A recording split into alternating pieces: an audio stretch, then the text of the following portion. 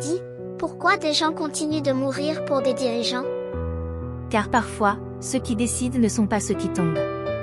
Et ceux qui tombent croient protéger quelque chose de plus grand qu'eux. Mais pourquoi risquer sa vie pour quelqu'un qu'on ne connaît même pas? Parce qu'on leur parle de drapeau, d'ennemis, d'honneur, de devoir. Quand on a peur ou qu'on manque de repères, on s'accroche à ce qu'on nous dit être juste. Mais est-ce que les dirigeants pensent vraiment à ces personnes? Certains oui, d'autres oublient. Le pouvoir peut éloigner du réel, et faire oublier que derrière chaque décision, il y a des vies. Alors pourquoi les gens obéissent quand même? Désobéir demande beaucoup de courage.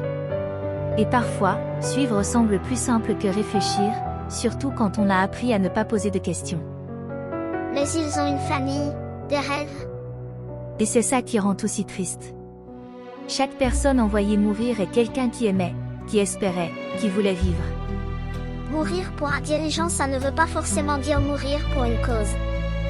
Parfois, on meurt pour des intérêts qu'on ne comprend pas vraiment, habillés de grands mots pour faire taire le doute. Pourquoi on ne choisit pas la paix? Car elle demande du dialogue, de l'écoute, et du temps. Et certains préfèrent la force, parce qu'elle donne l'illusion du contrôle. Est-ce que ça changera un jour? Ça sera possible quand les peuples demanderont des comptes, quand la vie vaudra plus que le pouvoir, quand on apprendra que gagner ne vaut rien si on perd des humains. Et moi, je peux faire quelque chose? Refuse la haine, pose des questions, choisis l'humanité avant les discours. Donc être fort, ce n'est pas mourir pour quelqu'un.